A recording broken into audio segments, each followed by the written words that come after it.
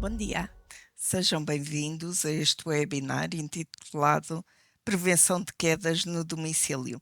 É para mim uma honra estar aqui hoje de manhã convosco. Sou Cristina Marques Vieira, sou professora de enfermagem na Escola Superior de Enfermagem de Lisboa e tenho vindo também a estudar estas áreas das quedas na pessoa idosa. É para mim uma honra estar aqui, identifico-me com esta questão da responsabilidade social que a Sociedade Portuguesa de Ortopedia e Traumatologia tem manifestado ao longo do seu percurso nestas longas décadas, e a sua missão tem-se concentrado na excelência da prática profissional no âmbito do aparelho locomotor, treino e educação continuada dos seus membros e divulgação de práticas alicerçadas na melhor evidência científica para a população. E é nesse âmbito que nós estamos aqui hoje, é com esse propósito. Para nos ajudar então a refletir sobre esta temática, tenho o gosto de poder contar com ilustres membros neste painel. Eu começo por apresentar: à minha direita está a doutora Mariana Alves, internista com competência em geriatria, responsável da unidade de ortogeriatria da Unidade Local de Saúde de Santa Maria, membro do núcleo de geriatria da SPMI, professora auxiliar na Faculdade de Medicina da Universidade de Lisboa. A senhora enfermeira Bem-vinda Brito, enfermeira especialista em enfermagem de reabilitação, enfermeira da equipa de gestão de altas do Hospital de Francisco Xavier, Unidade Local de Saúde de Lisboa Ocidental. Hoje em dia tem-se feito muita investigação nesta área em específico e sabemos que o envelhecimento populacional das sociedades desenvolvidas é uma realidade inquestionável. O envelhecimento esse também verificado no contexto populacional português. Cerca de 30% das pessoas idosas sofrem pelo menos uma queda por ano, e dessas quedas resultam cerca de 10 a 15% de lesões graves que provocam limitações na qualidade de vida desta pessoa e, inevitavelmente, da sua família. Começaria por colocar uma questão: por que a prevenção de quedas é uma preocupação tão importante quando falamos em idosos que vivem ainda nos seus domicílios e que cada vez mais queremos que seja uma realidade? Muito bem. Passaria a palavra. Obrigada pela pergunta. Então, eu acho que aqui é preciso nós percebermos o que é uma queda para o doente idoso. Uma queda é um evento crítico, seja ela no domicílio, seja noutro contexto. O que sabemos é que os doentes que estão mais no domicílio são aqueles que estão mais frágeis e, portanto, vai ser aqui um evento com grande impacto na funcionalidade do doente, na qualidade de vida do doente e com imensas consequências para o seu dia-a-dia. E por isso é que é fundamental nós prevenirmos estas quedas e reforçarmos aqui na população a importância da prevenção de quedas e como gerir esta situação.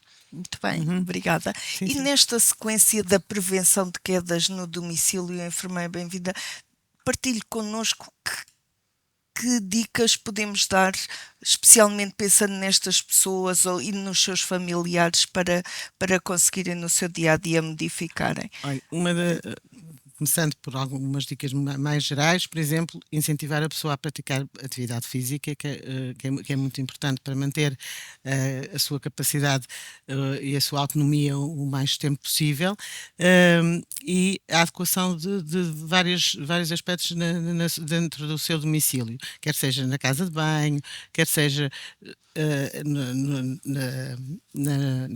em qualquer divisão da casa, em que há sempre possibilidade de se adequar. Por exemplo, o facto de fios no chão, evitar os pisos molhados, as escadas estarem bem sinalizadas e com fitas antiderrapantes, na casa de banho ter os apoios e os tapetes antiderrapantes, durante a noite, porque muitas vezes estes idosos levantam-se durante a noite várias vezes para ir à casa de banho, o facto de ter a luz Sim, não acessível, necessário. acessível, usarem o telemóvel pendurado ao pescoço, por exemplo, porque se ocorrer alguma queda, tem sempre forma de pedirem ajuda, acenderem as luzes ao longo do caminho. Portanto, há vários aspectos que podem ser sempre otimizados de forma a prevenirmos uma queda, um evento crítico sempre e que pode acarretar depois, muitas vezes, consequências bastante graves para o idoso. Muito bem. Nesta continuidade da promoção da atividade física, de que forma é que esta condição física da pessoa idosa pode condicionar a queda? É fundamental. Portanto, há aqui uma fragilidade, uma falta de força muscular e todos estes são fatores de risco para ter uma queda. Mas pegando aqui nesta questão do exercício físico, eu queria desmistificar aqui um bocadinho esta ideia de que um idoso não pode fazer exercício, que um idoso é um risco para ele fazer caminhadas, fazer exercícios mais de ginásio, mesmo exercícios de força, e isto não é verdade. Isto está mais do que documentado na literatura, que o exercício físico, tanto as caminhadas, mais exercícios aeróbicos, como exercícios de força, de treino de força, reduzem o risco de quedas, aumentam até a capacidade cognitiva, portanto tem imenso impacto na qualidade de vida e na funcionalidade dos nossos idosos. E, portanto, é fundamental as pessoas mudarem este chip de que o meu idoso tem que ser protegido e não se pode mexer e tem que ficar parado. É o contrário. Ficar parado implica perder músculo. Perder músculo implica perder função. Perder função é deixar de conseguir vestir sozinho, deixar de conseguir ir à casa de banho sozinho, deixar de conseguir comer sozinho. E é tudo isto que nós queremos evitar nos nossos idosos. Nós queremos é que eles vivam imensos anos, mas anos de qualidade e funcionais, com esta capacidade mantida. E, portanto, eu acho que aqui é um ponto crítico, uma mensagem crítica a mandar, é temos que fazer exercício. Todos temos que fazer exercício, dos mais jovens aos mais idosos também. E não devemos ter receio, claro que isto deve ser supervisionado, mas há vários programas já pré-definidos e que podem ser até acessíveis por online e que estão disponíveis, fazer exercícios que são coisas simples. Portanto, o que é que pode ser um exercício para o doente idoso? Isto aqui depende da condição do doente idoso. Se calhar, levantar-se e sentar da cadeira, que é o que nós dizemos que são quase agachamentos, não é? É um exercício. Portanto, fazer isto 3 séries de 5, levantar-se e baixar-se da cadeira, idealmente, se conseguir sem mãos, portanto, põe as mãos no peito em vez de se agarrar à cadeira. Se não conseguir fazer isto sem mãos, então que alguém que o ajude a treinar este exercício, a treinar este exercício dos grandes grupos musculares. Isto aqui será um ponto crítico e fundamental para o paradigma do envelhecimento em Portugal mudar, esta estimulação do exercício físico. Mas claro que há muitos outros fatores de risco para as quedas e que depois podemos falar mais à frente. Que dispositivos é que, ou apoios tecnológicos, ou quer que seja, que está ao dispor desta pessoa idosa e desta família que possa ser um facilitador, ou melhor, um preventivo de quedas? Pode-nos ajudar? Claro, portanto, eu acho que aqui nós cada vez mais estamos mais tecnológicos e, portanto, este vai ser o futuro e a evolução. Eu partilho alguns fios de segurança, como já foi referido, a questão de ter o telemóvel sempre por perto, sempre que possível, desde que o telemóvel não atrapalhe, é uma estratégia de segurança. Outra estratégia de segurança às vezes são os relógios, estes mais sofisticados, mas outras pulseiras que tenham um sistema de alerta, de alarme. Se a pessoa cai, carrega no botão e aquilo promove uma chamada e dá um sinal de alerta para alguém reagir, quer seja o 112, quer seja um familiar. Portanto, esses sistemas são importantes, tanto há de relógio como há de colar, e isso também são tecnologias que podem ajudar e evitar as quedas. Eu partilho que aqui nós não temos tanto esta experiência, mas há uma série de tecnologias disponíveis mais em outros países, por exemplo, no Reino Unido eu tive contacto com isto e também em Espanha, de sinais de alerta à volta da casa. Portanto, há um fio à volta da casa que a pessoa pode agarrar o fio se estiver ali perto para pedir ajuda. Outras coisas, às vezes, quando não é. Estamos aqui a falar da população em geral, mas falarmos em particular do doente idoso com demência, que às vezes tem este risco de se levantar. Mesmo o doente idoso com demência deve fazer exercício físico e deve-se levantar e deve-se mexer. E nós aqui muitas vezes contrariamos isso. Há alguns sistemas de alerta, por exemplo, que se põem nas cadeiras, que quando o doente se tenta levantar e não está ninguém por perto, portanto não o deveria fazer, dá um sinal sonoro, apita, e portanto percebe-se. Alguém está a aliviar a pressão e, portanto, é melhor ir.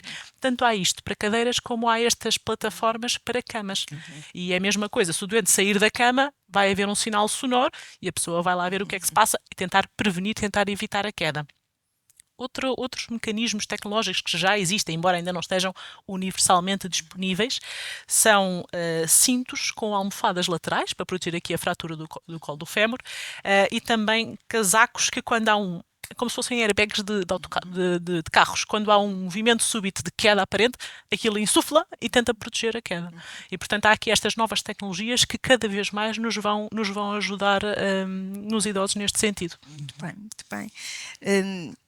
Um outro fenómeno que para mim é muito interessante e que anda a par e passo com estas questões da queda, do risco de queda na pessoa idosa, que é o medo de cair. E este medo de cair não só está associado à pessoa que caiu, como também ao seu cuidador. De que forma é que este medo de cair pode ser condicionante? Muito condicionante, porque após a primeira queda, normalmente o utente ou o idoso fica com muito mais medo de cair e isso acaba por se autolimitar. E quem está à volta dele acaba por também o fazer o mesmo, porque tem medo de voltar a cair, voltar a ser internado, muitas vezes é o que acontece, voltar a ter outra fratura, e portanto acabam por condicionar muito a atividade do idoso e não o deixam. Muitas vezes ele não se permite a ele mesmo e muitas vezes o familiar ou o cuidador não lhe permite andar, não lhe permite levantar sozinho e vai limitando cada vez mais. Portanto, acabamos por entrar um bocadinho num ciclo vicioso, uma pescadinha de rabo na boca, não mexe, portanto a capacidade muscular vai-se perdendo, vai ficando cada vez mais frágil, vai perdendo mais a sua autonomia e, portanto, acabamos por entrar num ciclo vicioso que é muito difícil depois de quebrar. Porque realmente, eu trabalhei muitos anos em ortopedia e, portanto, muitas fraturas de colo de fémur, tive muitos utentes com fraturas de colo de fémur, que a primeira vez que se falava em levantar, eles tinham muito, muito medo de cair, eles agarravam-se a tudo, portanto, agarravam-se a nós e não nos largavam, não largavam a cama, não largavam nada, porque o medo de cair realmente é uma realidade que nós temos que desmistificar e dar-lhes confiança e fazê-los perceber que com acompanhamento, com uma ajuda técnica correta, com ir a pouco e pouco ganhando mais confiança e com o restabelecimento ou a fisioterapia que vai ocorrer no pós-operatório, vão ganhando também mais força e vão percebendo conseguem fazer cada vez mais, depois vão perdendo um bocadinho esse medo, mas não, é uma situação que se prolonga ao longo de bastante tempo. Aliás, eu acho que o primeiro ano após uma fratura de colo de fémur é complicado, tanto para o utente como para os seus cuidadores, porque há ali sempre um sentimento de medo, de fragilidade que volta a ocorrer, porque os primeiros meses eu acho que o utente ainda se sente muito frágil, sente-se muito dependente e principalmente quem era muito autónomo e acaba por perder essa autonomia, isso também até em termos psicológicos é dramático, porque se sente que depende de terceiros para tudo, e isso também não, em termos psicológicos não é muito, não é um fator que vá ajudar neste processo de voltar ao seu estadio de independência anterior. Isto é tão verdade, e quanto a mim tão importante nós cada vez olharmos mais para este fenómeno do medo de cair, porque efetivamente existem cada vez mais estudos que nos provam que mesmo quando não existiu queda, mas que existe o medo de cair, a verdade é que às vezes até é condicionante de permanecer no seu domicílio e que leva à institucionalização do idoso. Daí ser tão importante nós também envolvemos o cuidador familiar, certo? Sem dúvida. Considera que neste processo de reabilitação envolver o cuidador informal, não é? Como agora denominado, é determinante? Eu acho que é fundamental. Nós agora estamos muito treinados, a sociedade preparada para o bebê, não é? Portanto, dizemos que é preciso uma aldeia para tomar conta de um bebê. Eu acho que é a mesma coisa, é preciso uma aldeia para dar suporte a um idoso e para garantir que ele mantenha a sua funcionalidade. Eu acho que é preciso a família, eu acho que é preciso um cuidador mais para dar alívio à família para fazer algumas medidas e apoio ao doente, é preciso aqui a reabilitação, fisioterapeutas, enfermeiras de reabilitação, nós até mesmo aqueles trabalhadores, professores de educação física que podem dar treino também, têm experiência de dar treino nesta população idosa, toda esta equipa é fundamental para assegurar a funcionalidade de um idoso após uma queda no domicílio.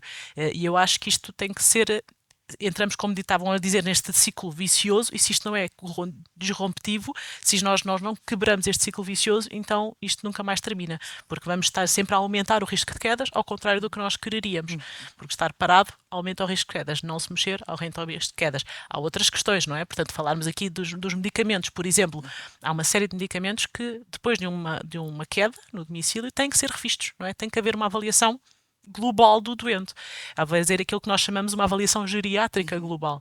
É preciso ver as causas próprias do doente, o que é que terá motivado esta queda, não é? Se há alguma, ou seja, sapatos inadequados, como estavam a fazer, alguma barreira arquitetónica no domicílio, fios, às vezes os cães que são uma coisa fantástica, mas que se enfiam em frente das pernas, tem a grande vantagem psicológica e emocional de suporte, que é ótimo, tem depois este risco de quedas também associado e, portanto, tem que se balancear aqui os dois. Mas há assim uma série de outras alterações, por exemplo, a visão, que muitas vezes pode estar afetada no idoso.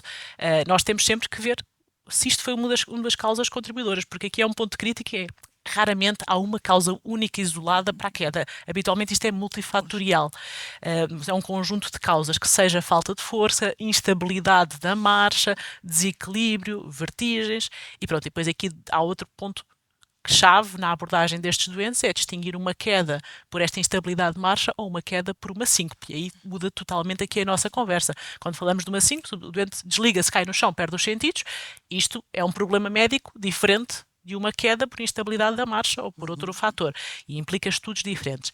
A maior parte dos nossos idosos o que tem, felizmente, são quedas por outros fatores que não a síncope, porque essas precisam de um estudo dirigido. Mas sem dúvida que há aqui causas próprias do doente e do ambiente à sua volta que têm que ser sempre revistas após uma queda. Muito bem, obrigada. Já fomos falando assim um pouco em várias respostas, mas agora, por forma a sistematizar, gostava de escutar que consequências podem estar associadas então a estas quedas no idoso. Eu acho que a maior consequência e que exige internamento é a fratura de colo fémur, obviamente, e que acho que é a mais comum, ou a fratura também do membro superior, mas essa acaba por ser um bocadinho menos, ou traz talvez menos consequências, porque a pessoa não fica tanto tempo internada, portanto... Mas era um ótimo ponto-chave para evitar o colo do fémur, não é? Portanto, sim. se houvesse uma queda com uma fratura um alerta, do membro superior, é um alerta para sim. evitar a próxima. Sim, obviamente. Mas pronto, acaba por ter menos impacto na mobilidade do doente, porque o doente continua consegue andar, fica dependente em algumas das atividades de vida, mas ainda consegue ter alguma mobilidade, enquanto que a fratura de colo fémur eu acho que é muitas vezes dramático mesmo. Muitas vezes não, é bastante dramático para o utente, porque realmente as consequências que traz, quer em nível de dependência, eu acho que em nível da dependência nas atividades de vida diária, isso é flagrante e é algo que tem que se tentar contornar da melhor forma, incentivando sempre o doente a fazer o máximo que ele conseguir. Muitas vezes temos a necessidade, nós todos os familiares, os cuidadores, de o substituir, não é? E é precisamente o oposto, temos que os incentivar a fazer o máximo que eles conseguirem. Se eles conseguem dar 5 passos, dão 5 passos, nem que depois a seguir a gente leva a cadeira e ele senta-se na cadeira e faz o resto do percurso a pé, mas deu 5 passos. Portanto, isso também é importante até para a autoconfiança do utente, porque se o substituirmos em tudo, ou se não permitirmos que ele faça o seu máximo, porque ele vai se cansar. Não, temos que permitir, temos sempre que permitir, incentivar até. Permitir e incentivar, eu acho que é muito importante. E muitas vezes fazer ensino aos familiares e aos cuidadores quais são os cuidados mais adequados, não é? Numa situação destas, e como é que os podem incentivar a fazer mais e mais, mais, porque eu acho que passa muito por aí. Porque além do medo de cair que falávamos há pouco, que o doente tem e que os familiares têm, depois é a dor, é sentir-se impossibilitado de fazer muitas coisas, portanto, tudo isto leva à imobilidade cada vez maior. Temos que quebrar esse Se não ciclo quebrarmos vicioso. isto, portanto, o doente ou o idoso, eventualmente, já tinha algumas dificuldades de mobilidade. A partir da queda ainda vai se sentir ainda que tem mais, se nós não fizermos ver, não vai ser assim, vai ver que vai conseguir, vai correr tudo bem, vamos conseguir, vai voltar a andar. Olha, agora com o andarilho, mas se calhar daqui a uns meses, se calhar é só com a bengala. Temos que ter um bocadinho, dar-lhe uma perspectiva um bocado bastante Esperança, não positiva é? das coisas, porque senão eles acabam por se fechar e isolar e sentir-se cada vez mais dependentes, e isso também não vai ajudar, Exato, obviamente. porque sabemos que a parte psicológica tem Tem repercussões muitas depois, repercussões, depois sim, também sim, no sim. desempenho físico, Tem certo? bastante. Claro. Muito bem. Bastante. Nesta altura que cada vez mais temos programas promotores da atividade física, e sendo que as novas recomendações são os 150 minutos para a pessoa adulta e idosa, como é que em alguém que teve uma queda e que daí desencadeou este medo de cair, que estratégias é que eu consigo implementar de forma a ajudá-lo a ultrapassar? Eu acho que isso é um ponto fundamental, que é nós temos que, numa fase inicial, o idoso vai precisar de outra pessoa para fazer os exercícios com ele e para ter esta supervisão, naturalmente. Mas nós não precisamos, como eu já tinha referido, de fazer. Pronto, os 150 se calhar vai ser difícil depois de uma queda chegarmos lá Com no certeza. imediato. Mas é dizer, transmitir esta mensagem. Fazer 5 minutos de exercício é melhor do que fazer 0. Fazer 10 é melhor do que fazer 5. E por aí fora. Nós podemos ter o alvo dos 150, mas se passarmos do 0 para os 5 minutos por dia ou por semana ou o que seja, é melhor do que estávamos a fazer antes. E pensar que isto vai ser um ganho pouco a pouco, mas que o próprio doente se vai sentir melhor com isso. Porque ele vai ver que no primeiro dia foi difícil, mas daí uma semana se calhar já não é tão difícil, até já consegue fazer um bocadinho mais. Portanto, eu acho que aqui a chave é ser exercícios pouco a pouco. Começar por fazer exercícios mais fáceis, algumas caminhadas, esta questão de levantar e sentar da cadeira, com a supervisão. Isto é ótimo se nós tivermos, por exemplo, os netos ou os filhos que vão visitar os avós uma vez por semana ou 2 vezes por semana ou mais, idealmente, e que possam com eles fazer os exercícios, não é? Sentar e levantar da cadeira, que seja apertar aquelas bolinhas anti-stress, que até são muito relaxantes para fazer o forço dos membros superiores. Com garrafas de água, não precisamos ter coisas muito sofisticadas, ir buscar halteres e nada disso. Com garrafas de água, fazer o movimento para trabalhar os membros superiores. Isto tudo pensando em exercícios que nos promovem a funcionalidade. É isto. Nós não queremos ficar fortes só para ter músculo, não é? Nós queremos que os nossos idosos fiquem fortes para continuarem a ser funcionais. E, portanto, o que é que eles precisam para ser funcionais? Precisam de mexer os braços, para se pentear, para lavar os dentes, para comer, e precisam de se levantar e sentar da cadeira. Precisam ter esta força para dar estas caminhadas. Importante é focar neste tipo de exercícios e pouco a pouco, grão a grão, sem desmotivar, ir fazendo, tentando fazer cada vez mais.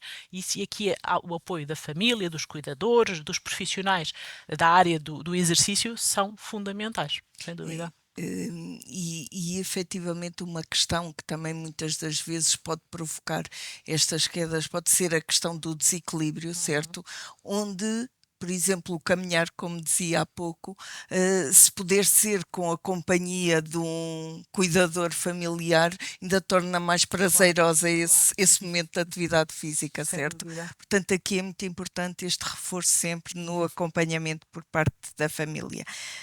Quais são os maiores desafios que encontra na sua realidade profissional, Senhora Enfermeira? Bem-vinda. Olha, são vários. Eu acho que neste momento temos muitos idosos a viver sozinhos e isso é um desafio e que não é fácil de se resolver, acho eu. Porque temos também muitos familiares nos últimos anos, muitos filhos que emigraram e que os pais estão cá a viver sozinhos. E depois, quando ocorre uma queda, é problemático, porque os filhos não estão aqui nas proximidades, e depois o encaminhamento para a alta não fica tão facilitado também, porque pronto, os filhos estão longe além da sensação de muitas vezes de incapacidade que os filhos sentem porque não conseguem estar aqui para ajudar na proximidade que queriam, depois também às vezes não sequer têm essa capacidade de conseguirem chegar ou de conseguirem estar o tempo necessário. Isso acho que é uma problemática que se tem vindo a pôr cada vez mais. E depois os recursos da comunidade, ainda há bocadinho, quando antes de começar, estávamos a falar sobre isso, os recursos da comunidade são finitos, não é? Não há nada que seja infinito e, portanto, nem sempre é fácil conseguir os apoios necessários para aquela pessoa voltar à sua casa, que era o ideal sempre. O ideal é os idosos estarem nas suas casas, com os apoios necessários e com o maior conforto possível. Porque estar numa instituição poderá estar sempre acompanhada, isso é verdade, poderá ser seguro, também é verdade, mas nunca é igual a estar na sua casa. Eu acho que isso é um grande desafio que temos pela frente nos próximos anos, com certeza. Bem. E quando chegar a nossa vez, eu espero ir passar na minha casa também. Verdade. E para terminarmos com uma mensagem de esperança, doutora Mariana, que oportunidades vê na sua realidade atual? Eu acho que nós estamos claramente num ponto de mudança, de melhoria de cuidados, um bocadinho a acompanhar o desenvolvimento da geriatria em Portugal, que infelizmente ainda é um dos países onde a geriatria não está adequadamente robusta, presente e generalizada, com acesso para todos os idosos como beneficiariam. E eu acho que aqui um ponto de esperança é esta mudança, este desenvolvimento, haver mais profissionais interessados em trabalhar nestas áreas, haver mais unidades, por exemplo, de ortogeriatria, haver cada vez mais consultas de geriatria que podem fazer aqui uma avaliação robusta e completa do doente idoso após uma queda. É um ponto essencial. O doente idoso após uma queda tem que ser avaliado.